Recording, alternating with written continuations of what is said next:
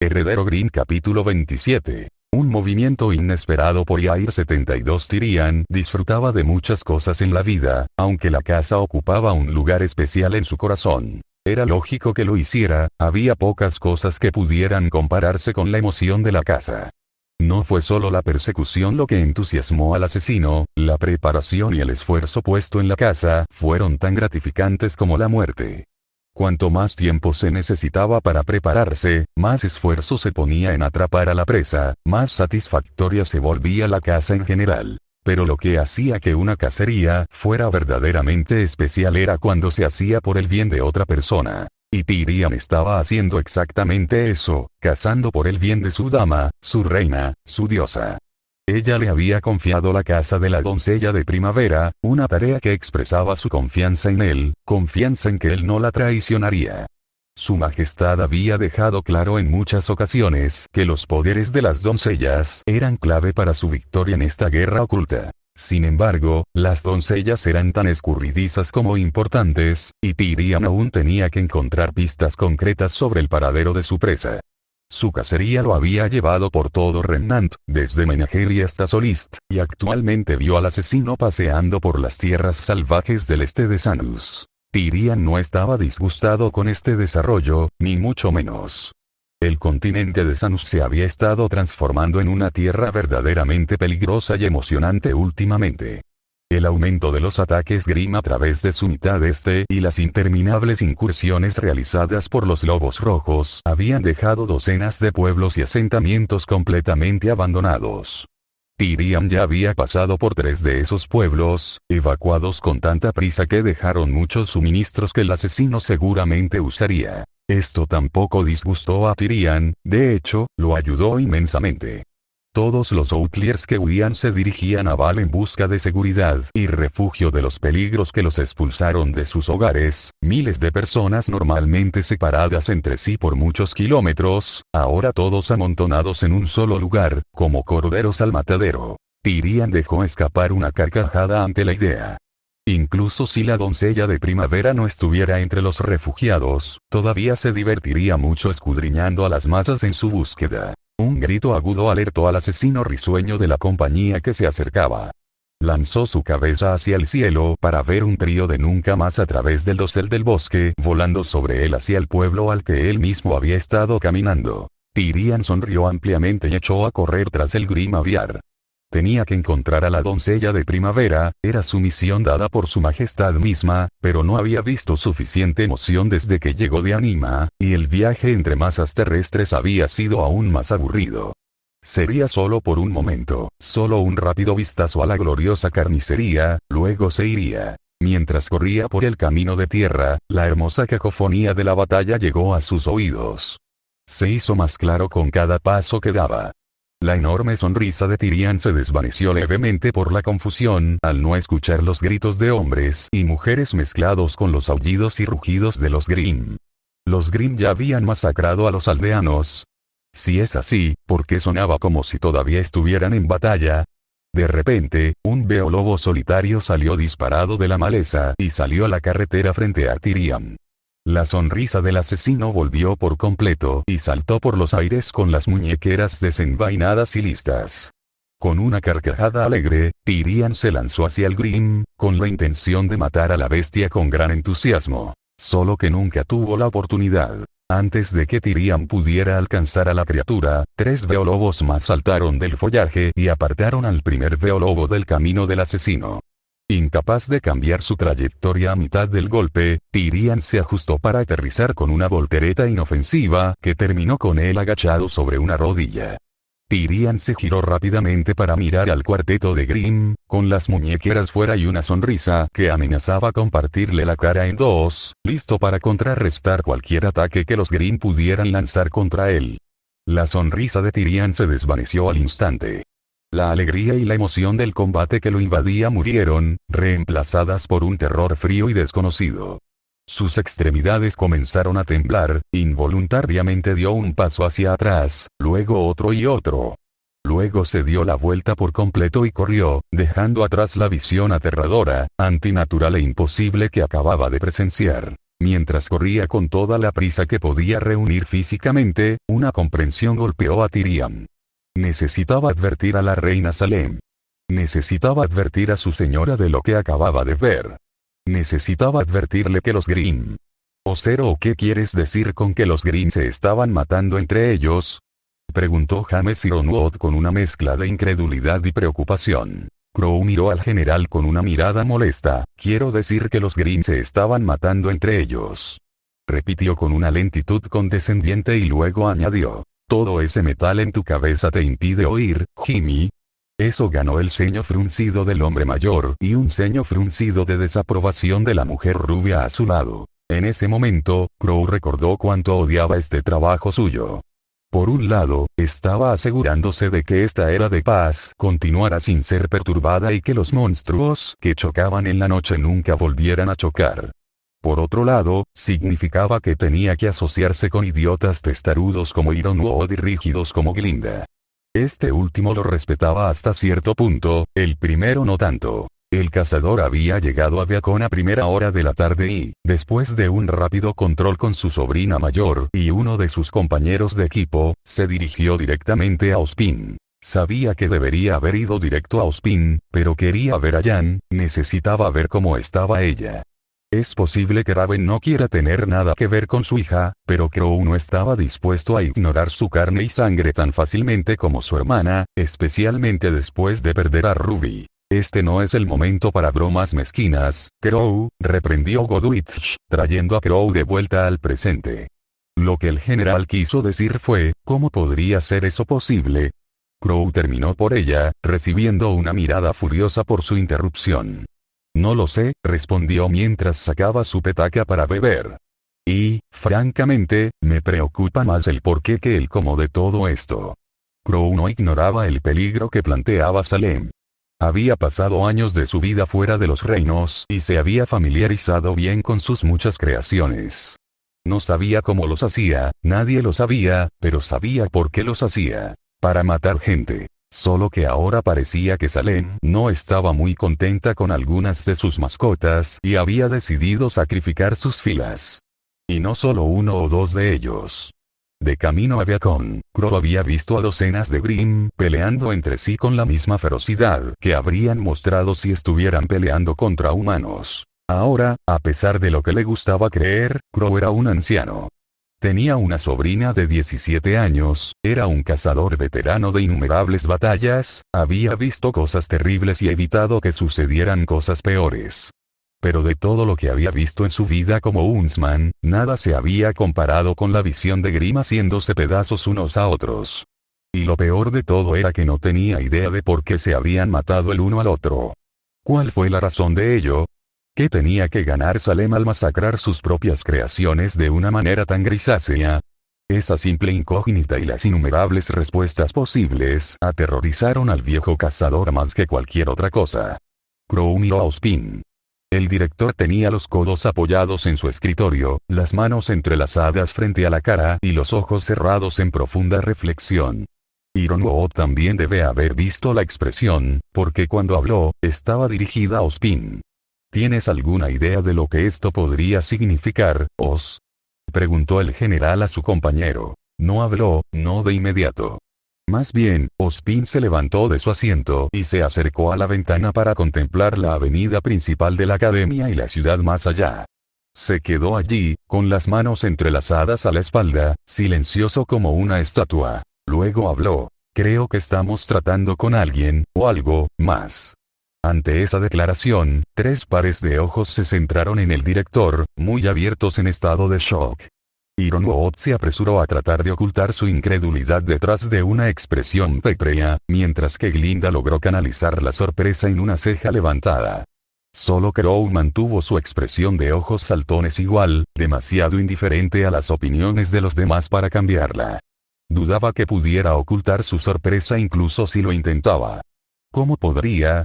Después de escuchar a Ozpin, el líder de esta hermandad secreta, sugerir la posible existencia de otro ser capaz de crear a Grimm, Crow no pudo hacer nada más que mirar. Había algo más por ahí además de Salem. ¿De qué estás hablando? Ironwood preguntó con voz severa, su incredulidad anterior enmascarada con escepticismo calculado. La cabeza de Ozpin giró ligeramente en dirección a la flota de ocupación del general. Dime, James, comenzó, su voz adquiriendo una seriedad que hizo que Crow se sintiera incómodo, en el caso de que dos ejércitos, con armas, armaduras y equipos idénticos se enfrenten, ¿cómo se puede distinguir a un amigo de un enemigo en toda la confusión? ¿Que hay algo para evitar que los aliados se maten entre sí?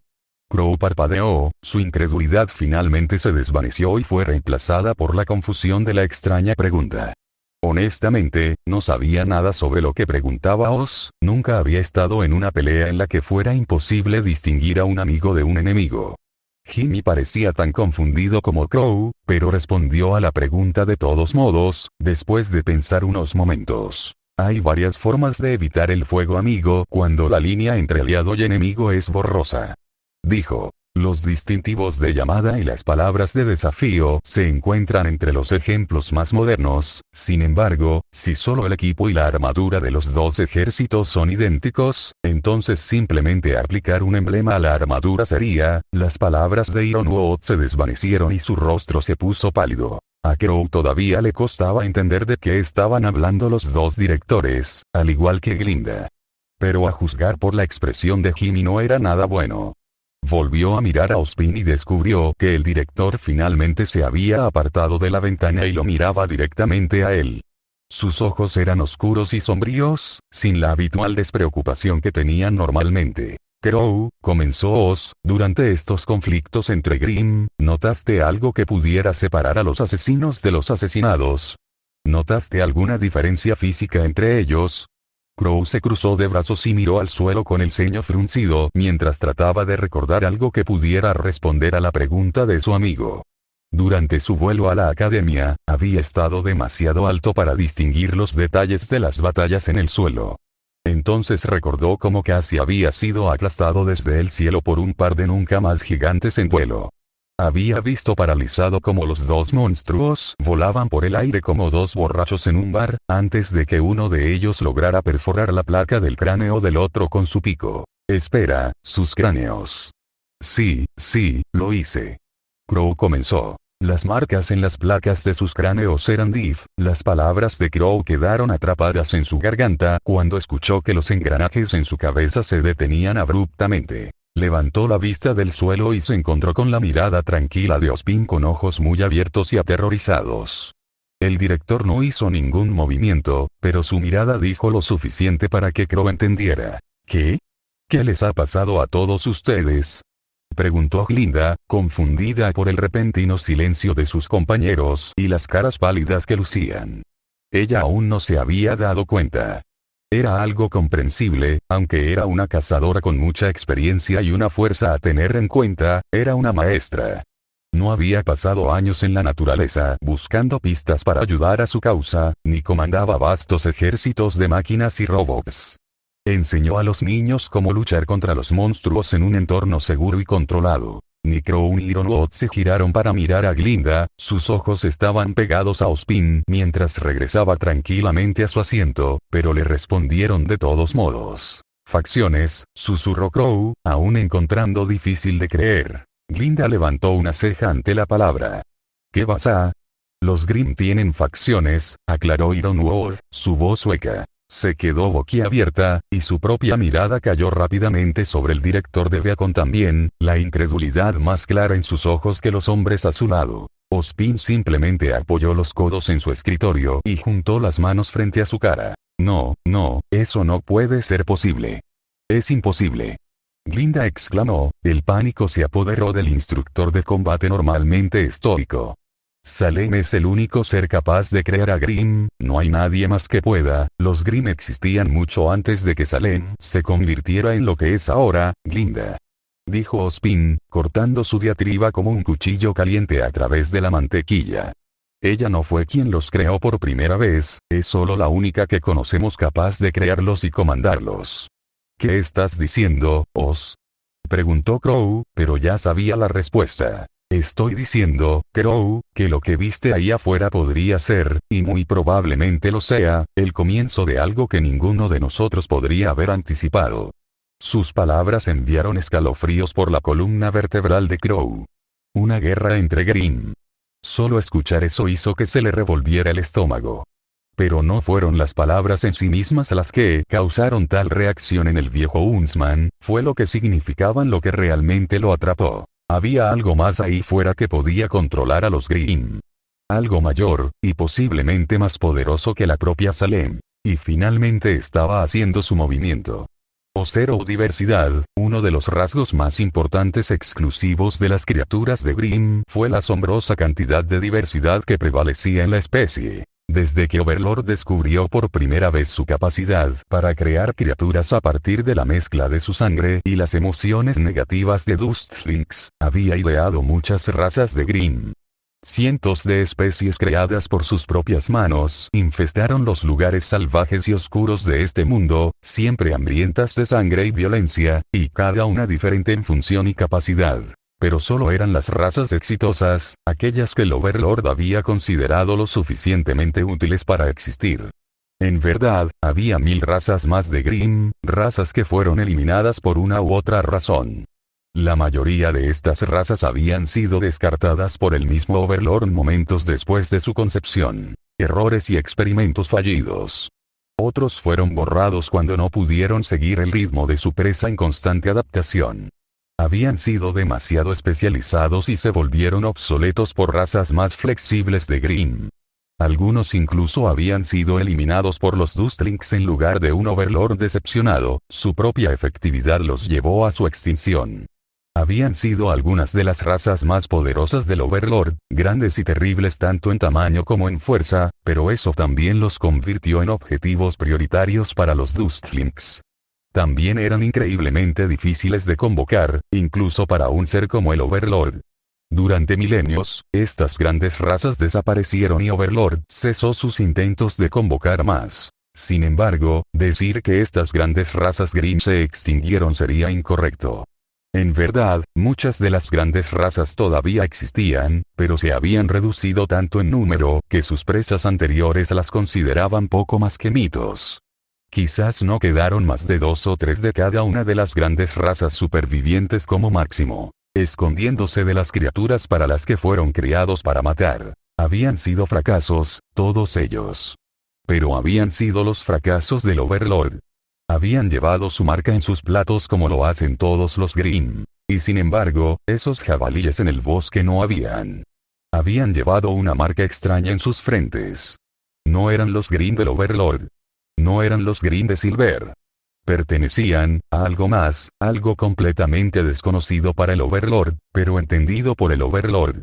No necesitaba saber esto para entender lo que buscaba. Deseaba usurpar al Overlord, para tomar su lugar como gobernante de los Grimm. Después de días de incesante contemplación, de interminables teorías, esta fue la única explicación que le quedó al Overlord que seguía siendo válida. Había algo por ahí que no solo quería tomar la posición del Overlord, sino también reemplazarlo por completo, robar todo lo que había creado y reclamarlo como su propio trabajo. Había creado a Grimm a semejanza del propio Overlord, discernible solo por las marcas en sus cuerpos. El usurpador tenía la intención de infiltrarse en las hordas del Overlord con estas imitaciones, para suplantar al Overlord quitándole su mejor arma. Pero el usurpador se había descuidado en sus ambiciones y se dejó descubrir. El Overlord ahora era consciente de sus intenciones y estaba tomando medidas drásticas para destruir los planes de este advenedizo. Incluso ahora, los bosques que rodeaban el Gulch y los túneles que conducían a la caverna debajo de él estaban siendo purgados del Grimm marcado con un ojo con extremo prejuicio. Mientras se llevaba a cabo este exterminio, el Overlord envió cuervos para alertar a su Grimm fuera de Gulch de este grave descubrimiento y considerar a cualquier Grimm con un ojo marcado como si fueran Dustlings. Estaba especialmente seguro de que este mensaje llegaría a su hija, enviando al primero de estos cuervos a volar al nido en ruinas para advertir a Silver y decirle que regresara a Gulch lo antes posible. Ella estaba en el mayor peligro de este usurpador. Como heredera de los Grimm, seguramente se convertiría en el objetivo del usurpador si se descubriera su existencia. Al Overlord no le importaba si esto ponía en peligro el acuerdo que había hecho con Dustlings Interfalls, no arriesgaría a su hija en algún intento estúpido de destruir el nido del este. El Overlord sabía muy bien que un ejército de polvorientos estaba ocupando el nido y, con el apoyo de los cazadores locales, rechazaría fácilmente cualquier asalto que se les hiciera. Silver nunca iba a ser parte del asalto real, por supuesto, aunque ella no estaba al tanto de esto. Antes de su partida, el Overlord le había ordenado a Pup que no dejara a Silver en el nido a toda costa. El híbrido finalmente fue leal a Silver antes que al Overlord, pero entendió que Silver no sobreviviría contra tantos enemigos fuertes. Que el asalto fracasara o tuviera éxito era de poca importancia para el Overlord. Independientemente del resultado, los Dustlings se distraerían de cualquier cosa que sucediera fuera de sus muros. Por esta razón, esos Thralls en las ruinas aún participarían en el ataque, al igual que los que se escondían en el nido. Masacrarían todo lo que encontraran, sembrarían el terror absoluto a través de las avenidas del nido, se asegurarían de que estuvieran demasiado ocupados llorando para notar algo más. Y mientras los Dustlings lamentaban su muerte, el Overlord supervisaría el sacrificio de todos y cada uno de los Grimm que tuvieran el ojo falso del usurpador. El Overlord aplastaría esta insurrección, localizaría al usurpador y se ocuparía de él antes de que pudiera hacer algo para dañar a su heredero. Incluso si el Overlord tuviera que rastrear a este pretendiente, lo haría por el bien de su amada hija. No permitiría que su hija sufriera daño. No por primera vez, el Overlord reconoció la ferocidad con la que consideraba las amenazas a la seguridad de su heredero.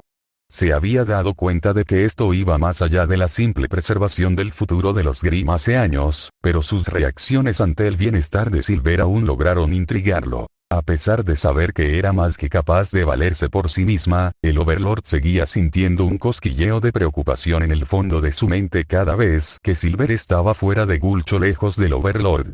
El Overlord había considerado muchas veces que esta preocupación era contraproducente, una reacción innecesaria a los escenarios de bajo riesgo. Sin embargo, en los días transcurridos desde el descubrimiento del usurpador, todos los pensamientos que el Overlord tenía sobre su hija iban acompañados de esa misma sensación de preocupación. Pronto, sin embargo, esa preocupación se desvanecería, como siempre. Silver estaría de vuelta en Gulch, donde estaría a salvo y nada podría hacerle daño. Este usurpador y sus imitaciones serían erradicados y todo volvería a ser como antes. Solo deseaba que el usurpador no hubiera descubierto ya la existencia de Silver. Mi señor. Las cavilaciones silenciosas del Overlord fueron abruptamente interrumpidas cuando el grito estridente de un Thrall que se acercaba resonó a través de la caverna. Giró la cabeza en la dirección del grito y vio a un Thrall flacucho corriendo hacia él a toda velocidad. Al llegar a su amo, el Thrall inclinó la cabeza en reverencia. No habló, y no lo haría hasta que el Overlord se lo ordenara. ¿Qué es?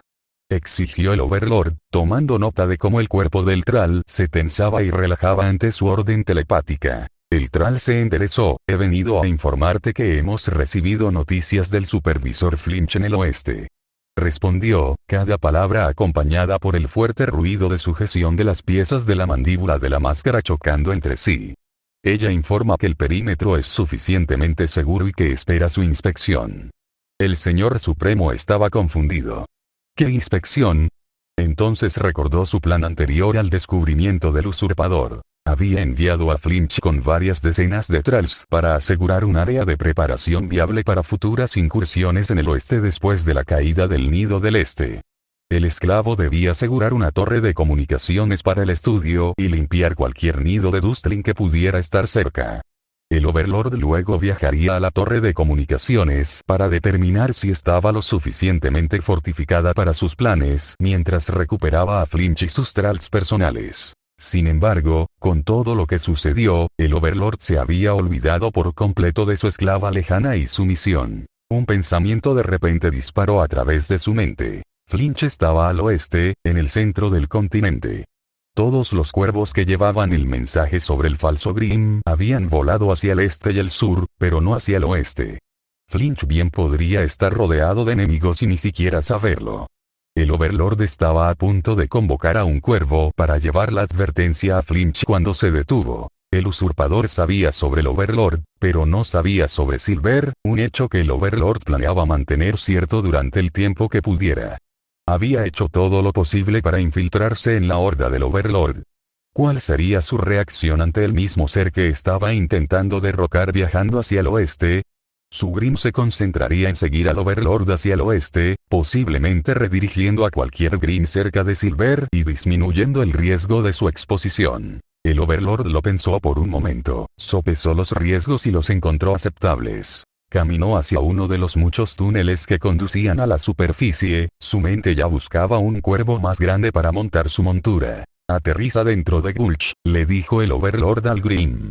Entonces, dirígete hacia el oeste con la máxima velocidad O0O. Mientras el sol de la tarde brillaba a través de las enormes ventanas de la biblioteca Viacom, iluminando el gran archivo con rayos dorados, Blake repasó sus notas por 15ª vez. Su cabeza estaba cada vez más pesada, pero un rápido movimiento de cabeza disipó la somnolencia por un corto tiempo.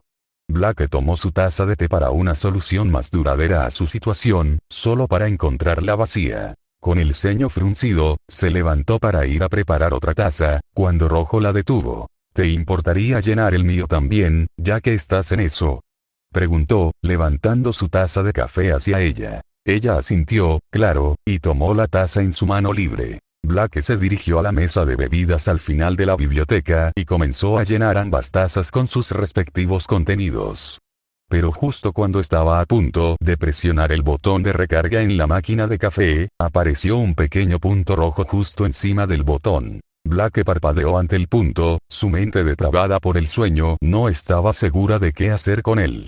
En unos segundos, finalmente se dio cuenta de que era una luz y se dio la vuelta para localizar a la persona que enfocaba la luz.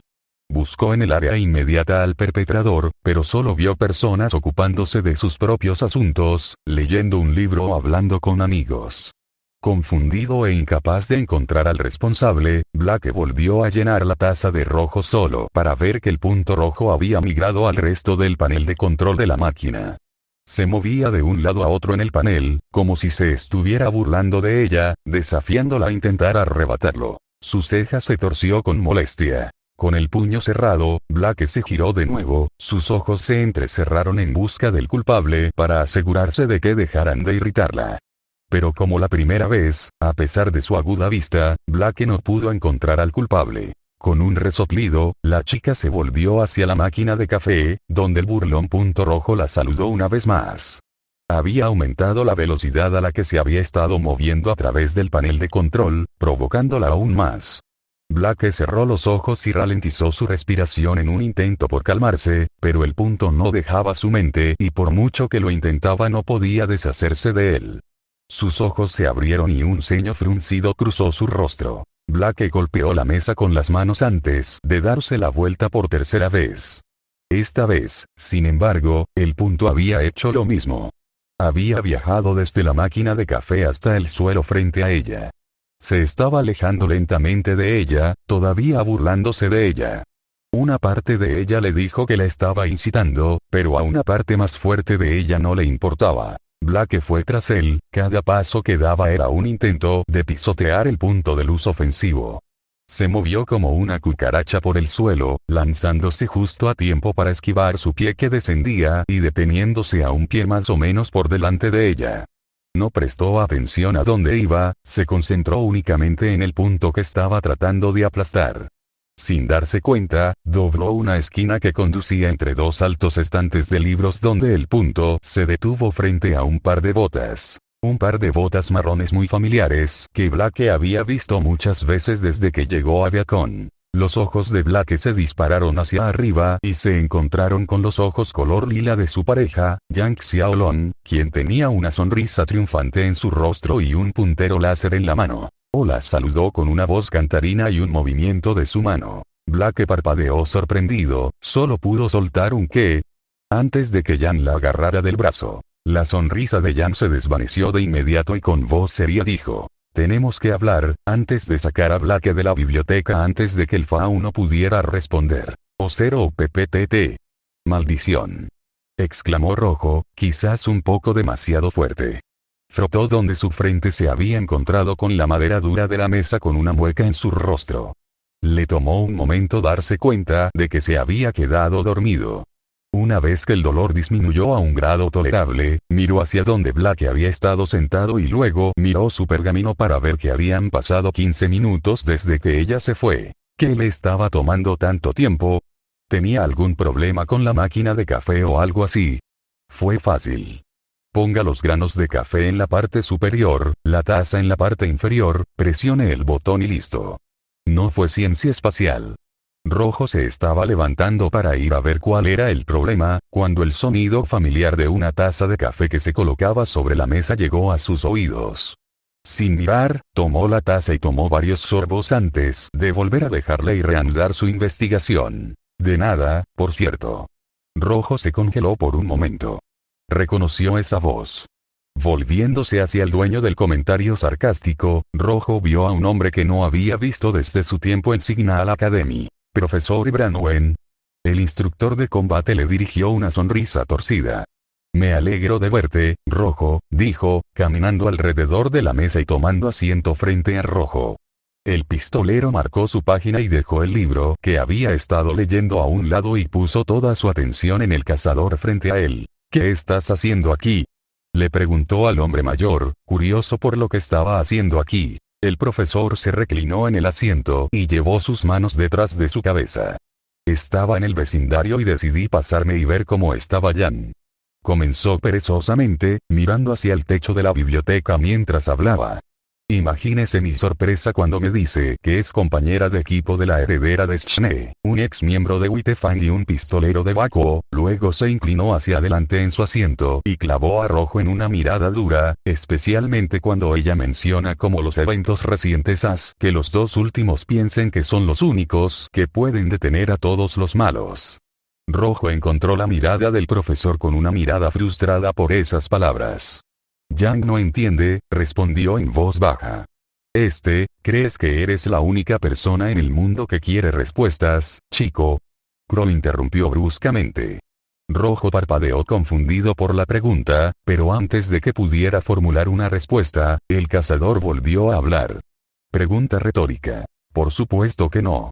Hay cientos de personas con preguntas que quieren responder, y muchas de ellas han muerto tratando de encontrarlas. Esto no me jodas, Rojo. Crow interrumpió de nuevo, su tono duro y serio. ¿Quieres saber cómo Wittefang controla a los Grimm? Por definición, eso es querer respuestas. Rojo se sorprendió por un momento. ¿Cómo se enteró de eso? Luego se recordó a sí mismo que Crow había hablado con Jan antes de venir aquí. Ella debe haberle contado sobre su investigación hace 2 semanas. Una punzada de irritación lo atravesó, molestia hacia los labios flojos de Jan. Entonces, ella te lo dijo. Dijo Rojo, alcanzando el libro que había dejado a un lado, anticipando otra conferencia sobre detenerse o reducir la velocidad o cualquier otra cosa por la que Jan y Weiss lo habían estado molestando recientemente. Sí, lo hizo, respondió de Huntsman.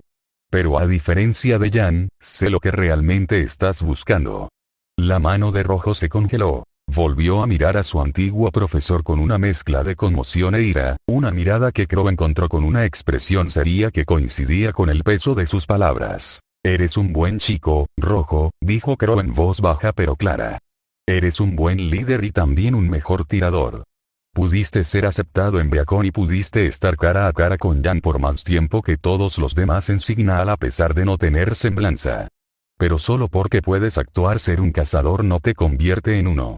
Y a pesar de lo que puedas pensar, no estás listo para perseguir mitos como la sirena. ¿Y por qué, profesor Branwen, pensaría eso? Rojo luchó por mantener su voz bajo control. Quería gritarle al cazador, decirle que no sabía nada, que no entendía. Quería golpear al profesor en la cara por referirse a lo que mató a su familia como un mito. Pero también era consciente de los demás que los rodeaban y de las repercusiones que tales acciones causarían. Él también quería una respuesta, porque ahora tienes personas que confían en ti. Dijo Crow. Personas que buscan en ti liderazgo y orientación. Personas que te importan. Personas a las que, si sigues así, solo terminarás lastimando. No digo que debas olvidar lo que les pasó a tus padres, Rojo, o que te olvides de vengarte. Lo que digo es que debes reducir la velocidad, hablar con tu equipo, no alejarte de ellos. La expresión de Crow cambió a algo diferente por un momento, como si estuviera recordando un viejo recuerdo. He visto lo que eso hace de primera mano. Rojo parpadeó.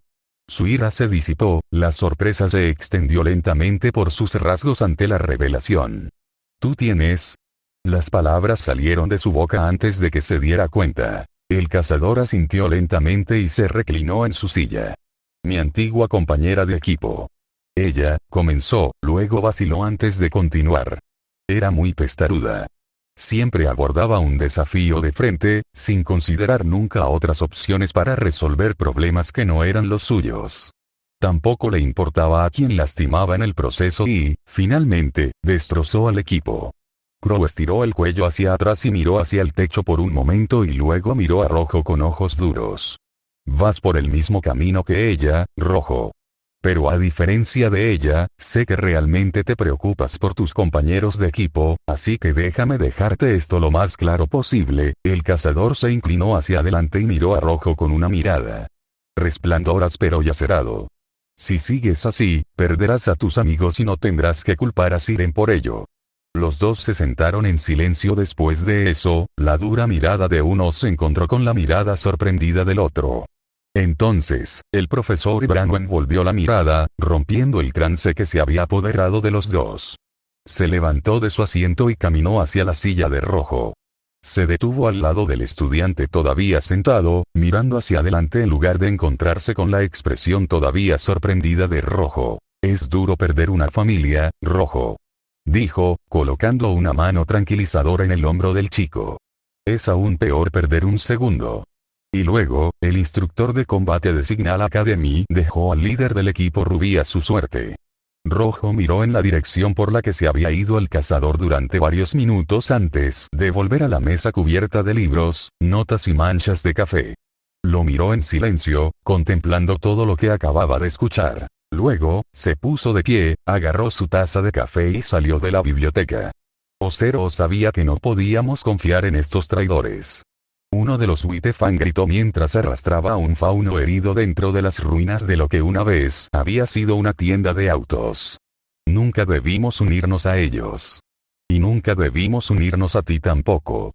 Hizo hincapié en ese último comentario, señalando con el dedo a Roman Torchwick. El maestro ladrón estaba apoyado en un banco de trabajo, tomando grandes bocanadas de aire mientras el sudor le corría por la frente. Miró al acusador Witefang a pesar de su fatiga, y le devolvió el gesto con Melodic Kudgel. Bueno, si ustedes, malditos animales, no se hubieran quejado tanto y no hubieran hecho su maldito trabajo, quizás no estaríamos en este lío. Suficiente. Gritó Malcolm, llamando la atención de todos. De quién es la culpa no importa en este momento. Lo que importa es salir de este pozo y advertir a Adam y Cinder que los lobos rojos nos han traicionado. Los supervivientes de Colmillo Blanco emitieron murmullos de asentimiento. Roman chasqueó la lengua y cogió otro cigarro. Mientras encendía la barra enrollada de productos químicos e inhalaba el humo calmante, Roman se encontró pensando en qué los tenía en esta situación para empezar. Hace unos días, los lobos rojos, sus supuestos aliados, se habían vuelto repentinamente contra ellos.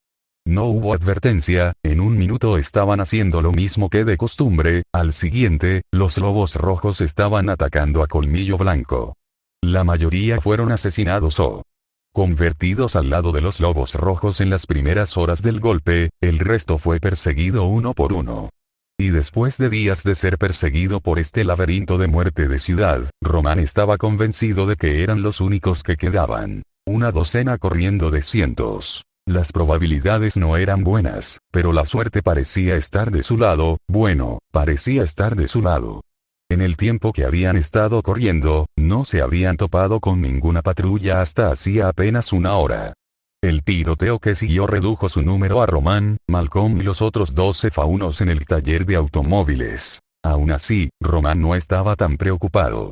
Este no fue su primer rodeo, y definitivamente no fue el más difícil. El maestro ladrón había sobrevivido a muchas situaciones cercanas en su ilustre carrera y siempre había logrado salir con vida, principalmente gracias a su muy útil socio, Neo. Era tranquila, pero muy confiable.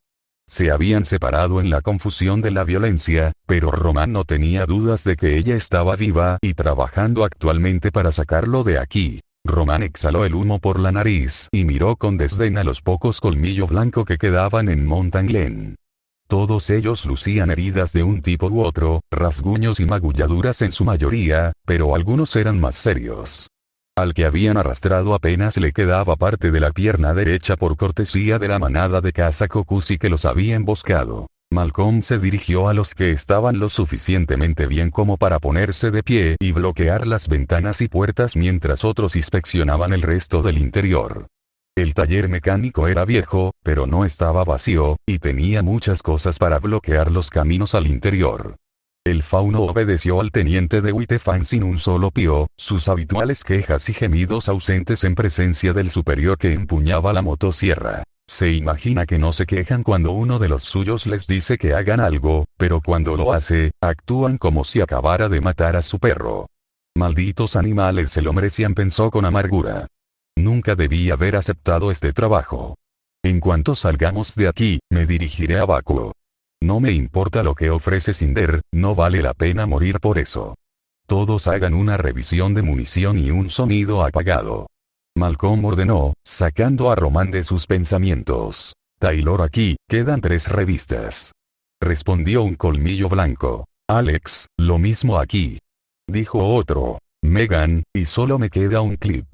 Declaró un tercero. El resto dio sus nombres y la cantidad de municiones, y al final de la misma, el número total era de 10 cargadores de rifle y 5 cargadores de pistola. Malcolm luego ordenó que se distribuyeran las municiones para que nadie tuviera un arma vacía. Cuida a cualquiera que esté herido lo mejor que puedas. Malcolm dijo a continuación. Descansaremos aquí durante 30 minutos y luego saldremos a la superficie. Deberíamos seguir adelante. Román habló antes de tomar otra bocanada de su cigarro. Si los lobos nos encuentran antes de que nos vayamos, estaremos atrapados. ¿Están cansados y heridos, Torchwick? Malcolm le escupió. Román puso los ojos en blanco ante la declaración. ¿En serio? No me di cuenta. Su voz estaba llena de sarcasmo. No los dejaré atrás. Entonces, el animal no estaba completamente descerebrado después de todo, lástima que Román dejó todas sus golosinas para perros en casa. Solo van a retrasarnos. Román explicó. Si los dejamos aquí, ocuparán a los lobos el tiempo suficiente, no estoy perdiendo más hombres. Malcolm gritó, cerrando la distancia entre él y Román y levantando al maestro ladrón por el cuello. Si alguien debe quedarse atrás, eres tú, Torchwick. Tú eres la razón por la que estamos en este lío. ¿Cómo diablos es esto mi culpa? Gritó, mirando al fauno mientras trataba de liberarse. Pones a esos bastardos a cargo de todo. Malcolm respondió con rabia clara en su voz. Patrullas, suministros, incluso las malditas bombas. Las pusiste en posiciones que hicieron posible todo esto. Eso no es del todo cierto. Señaló la voz de una chica. Antes de que alguien pensara en reaccionar, las barricadas improvisadas sobre las ventanas y puertas se rompieron y los lobos rojos entraron en tropel, con Kokusi detrás de ellos. Los lobos derribaron al colmillo blanco antes de que tuvieran la oportunidad de contraatacar, mientras que los Green persiguieron a los heridos. Malcolm soltó Torchwick y levantó su motosierra justo a tiempo para cortar a un lobo rojo que se acercaba antes de que pudiera alcanzarlo. El cuerpo dividido en 2 cayó al suelo en una salpicadura de sangre, pero la brutal muerte de su camarada no hizo nada para intimidar a los lobos, en todo caso los espoleó. Mientras Malcolm peleaba, Román corrió hacia una puerta al costado de la habitación. Abrió la puerta y corrió adentro antes de cerrar la puerta detrás de él y bloquearla. Sabiendo que no duraría mucho, el maestro ladrón comenzó a buscar una forma de salir del edificio. Un esfuerzo algo difícil teniendo en cuenta que no podía ver un metro delante de su cara. La habitación estaba completamente a oscuras, absolutamente desprovista de luz. Un rápido movimiento de su encendedor cambió eso, pero Román no pudo distinguir nada que no estuviera directamente en su rostro. Sin embargo, preferiría enfrentarse a la oscuridad que morir, y comenzó su búsqueda de una salida. Se pegó a la pared, con la mano que sostenía el encendedor extendida frente a él mientras la otra se deslizaba por la pared de piedra. La habitación era mucho más grande que por donde habían entrado, y Román sintió que sus esperanzas se disparaban cuando se dio cuenta de que debía ser el garaje de la tienda. Aceleró el paso y sintió una sonrisa en su rostro cuando se encontró con una gran puerta de metal. Empezó a buscar una manija o un panel de control para abrir la puerta, su mano buscando a tientas en la oscuridad cualquier cosa que pudiera sacarlo de, no puedes escapar. Román se congeló. Tú eres el último. La voz sonaba como si estuviera justo detrás de él. Se dio la vuelta, con el garrote melódico levantado, pero no vio nada más que oscuridad. Todos los demás están muertos o cautivados. La voz se rió, vas a morir aquí. Solo, en la oscuridad. Luego susurró. ¿Eso te asusta? Lo hizo. Realmente lo hizo. Tú no quieres matarme. Román alcanzó a decir. Yo valgo más vivo. No, no lo eres. La voz respondió. No tienes nada que ofrecerme que pueda desear. Mierda, mierda, mierda, mierda. Tenía que pensar en algo. Necesitaba pensar en algo rápido. ¿Dónde diablos estaba Neo cuando la necesitabas? Puedo decirte cuál es el plan de Cinder. Soltó. ¿Realmente? Román parpadeó, sinceramente sorprendido de que hubiera funcionado, luego respondió rápidamente. Ese sí. Puedo contarte todo lo que sé sobre lo que ella ha planeado para Vale. Un silencio aterrador cayó sobre la habitación, excepto por el corazón acelerado de Román que latía como un tambor frenético. Entonces, de repente y sin previo aviso, la puerta del garaje se abrió lentamente. El ruido fue suficiente para enviar a Román saltando al menos un pie en el aire. Una luz tenue inundó el interior de la habitación, junto con la silueta de 4 patas de la cosa que había abierto la puerta, pero la atención de Román no estaba centrada en eso. Su mirada estaba en la figura encapuchada en lo alto de una torre de neumáticos viejos justo enfrente de él. No podía distinguir ningún rasgo de quienquiera que estuviera debajo de la tela negra, su capucha ocultaba la cara del usuario mejor que cualquier máscara. Dirás todo lo que sabes, ordenó la figura, su voz era la misma que la que se burló de él hace unos momentos. Y si me gusta lo que escucho, podrías evitar el destino de tu amigo. Una vez que dijo eso, la cabeza de la chica se inclinó hacia arriba. Román instintivamente siguió su mirada. El cadáver de una mujer desnuda, colgando de las vigas, lo saludó. Le habían arrancado trozos de piel de alabastro y los brazos y las piernas estaban doblados en ángulos antinaturales, mantenidos en su sitio por una red de tensas cadenas. La única parte del cadáver que parecía intacta era su cabello que colgaba sobre su rostro como una cascada multicolor de marrón, blanco y rosa. Neo. Fue en ese momento que Román Torquic, autoproclamado maestro ladrón, finalmente entendió la escala completa de lo que se había comprometido hace tantos meses. Y por primera vez en su vida, deseó haber sido médico como su madre quería que fuera. Fin nota del autor. Entonces, ¿qué piensas? Lo admito, Román es uno de mis personajes favoritos y odio lo que le estoy haciendo aquí, pero encaja también. Además, sí, Neo está muerto ahora. Probablemente estés pensando por qué no la cautivaron. 2 razones. Primero, necesitas tener una gran cantidad de emociones negativas para convertirte en un Thrall, por ejemplo, Whitefang por su gran odio hacia la humanidad, y Neo en lo que respecta a personalidad no parece del tipo que tiene ese tipo de equipaje emocional. Esta es también la razón por la que Román no está cautivado, puede ser un mal tipo, pero no está consumido por el odio o la tristeza o lo que sea. El segundo es, bueno, es Neo. Dudo que pudieran mantenerla encerrada el tiempo suficiente para procesar antes de que decidiera joder ese ruido. Además, sí, el Overlord está purgando a los Grimm de una manera no tan sutil. El tipo acaba de descubrir que tiene a alguien tratando de tomar su trabajo. Él no va a aceptar nada de esa mierda. Entonces, eso está fuera del camino, el viaje del equipo Ruby a Mountain Glen está a la vuelta de la esquina ahora. Esto es algo que he estado esperando desde siempre para escribir, y ahora finalmente puedo. Tengo tantas cosas planeadas, y pronto, se cumplirán.